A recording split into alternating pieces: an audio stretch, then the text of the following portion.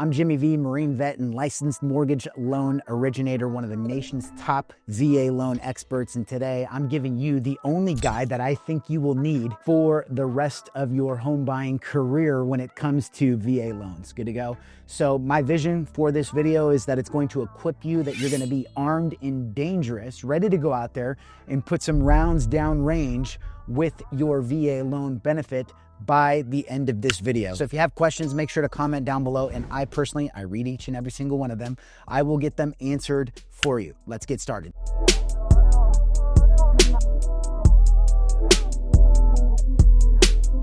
Quick intro on the VA loan, overview of the VA loan. Why is this important? Because there's a lot of people out there that give you bum scoop about your VA home loan benefit. They say things that, simply stated, aren't true. So I want you to understand your VA home loan benefit. So here's the reality of this situation, all right? Your VA loan is the only 100% financing loan that's available on the market today that a veteran can use with no money down up to any purchase price you would like. Yes, I said it, any purchase price you would like, meaning the VA does not have maximum loan limits. Now keep in mind, you still have to qualify by way of income and credit, but you can buy a $1 million, $1.5 million, $2 million home with a VA loan. Now it could impact or affect your eligibility down the road, right? But nevertheless, you could do it. Roger that. So that's what I want you to know. In addition to that, your VA loan never expires, right? Never goes away. You can use it as many times as you would like, so long as you have sufficient entitlement, okay? Entitlement is basically a calculation that we lenders use to determine how much no money down VA have left over. That also, you need to keep in mind that the VA loan does not have any what's referred to as PMI, private mortgage insurance. Now, why is this a big deal? Well, it's a big deal because it saves you money, right? It saves you money in unnecessary fees and expenses, right, on the VA home loan benefits. If you compare a VA loan to an FHA loan, right, Federal Housing Administration, or even a conventional loan with an LTV, loan to value ratio, above an 80%, you're required to pay PMI. PMI is basically burning money every month, right? In other words, you don't have to pay it with a VA loan. So that is another value-added benefit on the VA loan. How about the fact that VA loans have lower interest rates when compared to conventional loans? In my experience, anywhere from 3/8 to 3/4 of a percentage point lower. Good to go. So there is power in VA loans that I want my veterans to take advantage of. It's really that simple. And there are a lot of what I refer to as VA loan haters out there that will tell you things, as I stated earlier, about VA loans that are not true. And that's why it's my mission to ensure that veterans and active duty military are educated, right? They know exactly how this benefit works, that you literally put your life on the line for. Roger that? All right, so let's talk about the forms that are needed in order to take advantage of the VA home loan benefit. Why am I doing this, right? But the forms that are needed are really twofold, right? Number one, you need a copy of your DD-214, all right? DD-214, your discharge paperwork. We, as the mortgage lender, are going to ensure that you have been honorably discharged on box 24. There we go. And then we're going to request something called your COE. Now, this is where a lot of veterans get confused when they read this form. The COE stands for Certificate of Eligibility. Now, the reason why this form is so important is because it tells us, as the mortgage lender, that you are eligible for your VA loan.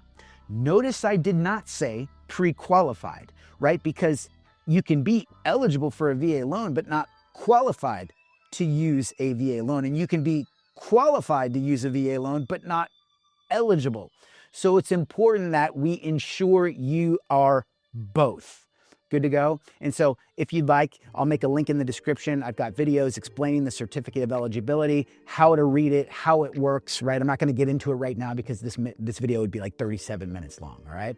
But let's move on from that. Now, credit score requirements. Now, this answer may surprise you, okay? And the reality is that if you and I were to pull up the VA Lenders Handbooks, basically the VA Bible that we mortgage originators, mortgage lenders review to ensure that we are underwriting the veteran's loan according to VA guidelines. But if you were to pull up this handbook, you would see that there is literally no reference of a credit score on VA loans. Did you know that? Meaning, there is no minimum credit score required to use a VA loan. You say, Jimmy, wait, you can get a VA loan with any credit score?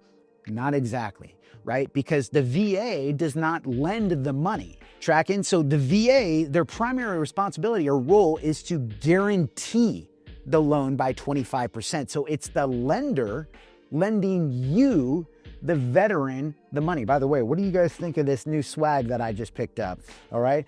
Does that mean that I'm like YouTube official now, that I've got the hoodie with the VA loans for vets on it, right? I kind of think, give me a like if you're feeling the hoodie. But anyways, so I was talking about the lender is the one that's lending the money. So what do, right? What they do is they're responsible. Basically, they put their own guidelines on top of it. It's called lender overlays, okay?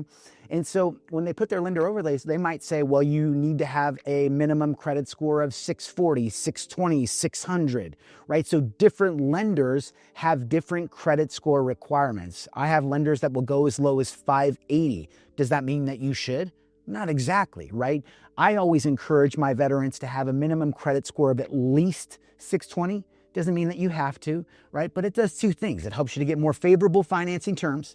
And at the same time, right, it helps to increase the likelihood that you'll get approved. Roger that.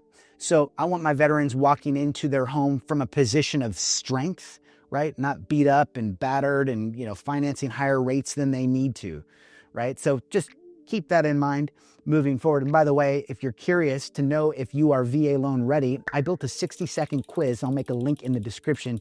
You can check that out after you're done watching this video. All right, so let's talk about the documentation that you need to provide to somebody like myself, the mortgage lender, when applying for a VA loan. So we talked about the DD-214, we talked about the certificate of eligibility, right? By the way, I didn't tell you how you could get a copy of that. My apologies. Go to va.gov, log in, you can request a copy of it there, or somebody like myself, your mortgage lender, can get a copy for you too. Roger that. All right, so documentation. Now, this could vary depending upon who you're working with, okay? Meaning the lender may request specific items that are kind of curated to your scenario that another lender or, veteran may not need to provide. So generally speaking, those items will consist of W-2s, bank statements, 2 years of W-2s, bank statements, 2 months worth, all pages, even if the page is blank. Okay, so you know that page that says this page is intentionally left blank? It's like, yeah, we need that too, all right? Photo ID, all right? In addition to that, VA Service-Connected Disability Award Letter if you have it, 2 years of W-2s, I think I said that earlier, 2 years of tax returns, all right? Your federal tax returns. If you receive Social Security, you need to provide a Social Security Award Letter and 1099s, but you can see that each scenario is different. However, all right, a lot of the documents will be the same for every veteran that's applying for a VA loan. Could be slightly different for each veteran that's applying. So that's a little bit about the documentation needed. Now let's talk about how a veteran should consider structuring their mortgage. Jimmy, what do you mean structure a mortgage? Well, what I mean is that you want your mortgage to fit by way of monthly payment, by way of cash to close, right? And as I stated earlier, you want to walk into your home from a position of strength. Well, we all know how uncomfortable it feels to wear clothes that don't fit. Well, I'm here today to tell you that if you get into a mortgage that doesn't fit, it's going to feel uncomfortable. So here's what I advise when I'm working with my veterans alongside me. And I guess this is a good opportunity for me to say, if you want to reserve a time to speak with me directly, I'll make a link in the description. And we could see if we could work together. All right, so let's keep moving forward. But making the mortgage fit, well, if you tell me, Jimmy, I feel confident and comfortable spending $2,000 a month after I've thought about it, I would say to you, okay, then we should consider looking for homes at or around, I'm just going to throw out a hypothetical number, $300,000. Roger that. That's important to remember because, a lot of times we mortgage lenders will qualify somebody for more than they're comfortable spending. And it's like, wait a second, did the veteran ever take the time to ensure that that monthly payment is in alignment with their budget? They should. And so it's not up for me to decide because I'm not the one making your mortgage payments. You are. Roger that. So I want you to tell me, here's where I feel confident, comfortable, and from there, we're gonna let you know what price point and price range you should be looking at, okay? Now, the other thing that you'll want to keep in mind is that every single home purchase has closing costs, okay? Costs associated with the acquisition of a home. Could be title, escrow, appraisal, credit reports, underwriting, processing, prepaid taxes, interest, insurance, etc., right? Those costs are due at closing, regardless if you're paying cash, although some of the costs may not be there, but or getting an FHA loan or a conventional, there's always going to be closing costs. The same rings true with VA loans. A lot of times people say, well, Jimmy, I know the VA loan doesn't have a down payment, but what about, no closing costs? Not true, okay? You have to ensure that you budget properly for the cash due at closing. And that's a conversation that you and I, or you and your lender, need to be having in advance. So that way you're getting to closing and you know exactly what to expect. Now, here's what I will say. Many of my veterans, in fact, many veterans that watch this channel purchase homes and they're able to get the seller to cover their closing costs and prepaid items, allowing them to get into a home with no money down and no out-of-pocket expenses as well. Good to go. So does that always happen? No, it doesn't. Do you have to negotiate with the seller to make that happen? Yes, you do. Does the seller have to approve it? Yes, of course they do. So I don't want to paint this as a one-size-fits-all. It's like, yeah, no problem at all. Go ahead. No, you got to have a team put together, right? Agent's got to negotiate it for you as well. Roger that. Remember, guys, if you have questions, make sure to comment down below and I will make sure that they get answered for you. So speaking of closing costs and the overall costs to buy a home, how much does it cost? Answer, it depends. Okay, it depends on several different factors from number one, right? What state you're located in. Number two, the taxes associated with the acquisition of a home. Number three, whether or not you're electing to buy down your interest rate, right? There's several different factors that could cause the closing costs to vary, right? Loan amount could be another one as well, because a percentage of 100,000 is a lot different than the percentage of, 600,000. Tracking with me on that? So here's what I would generally recommend.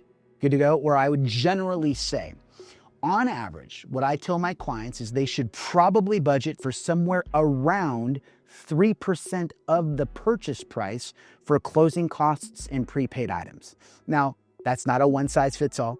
That number can vary. It can be skewed on several different factors, but I think that that is a good, healthy estimate going into the transaction that we could discuss before you go out and look for a home, right? And that's a conversation that you can have in depth with your lender before you go out and start shopping. Now, speaking of going out and starting to shop, right? After you've been pre-qualified, right? After you've submitted a loan application with me or a lender, right? What we're gonna do is review your documentation, W-2s, bank statements, pay stubs. We're gonna review all of that to ensure that you are, as we used to say in the Corps, cleared hot, ready to go out there and put some rounds down range utilizing your VA loan benefit, no money down. It's time to start building and creating some wealth, right? So we've pre-qualified you for your purchase price. Now you've identified the target, all right? Target acquired. It's time to put an offer in on that home. Once you've put an offer in on that home, the seller will accept it. This is the fun part, right? Dude, I'm under contract on a home. I'm excited about where things are going, right? I'm gonna be a homeowner in 30 days. But generally speaking, it takes about 30 days to close on your house. And in addition to that, here comes another question. Well, when should I start the loan application process? Good question. Roughly what I tell my clients, 90 days.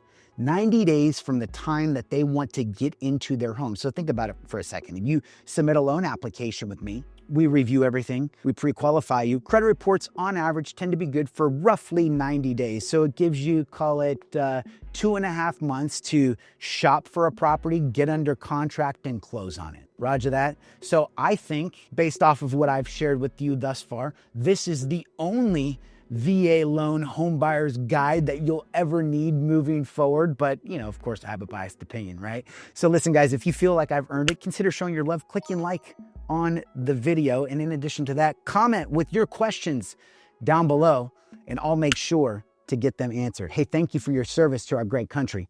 We'll talk to you soon.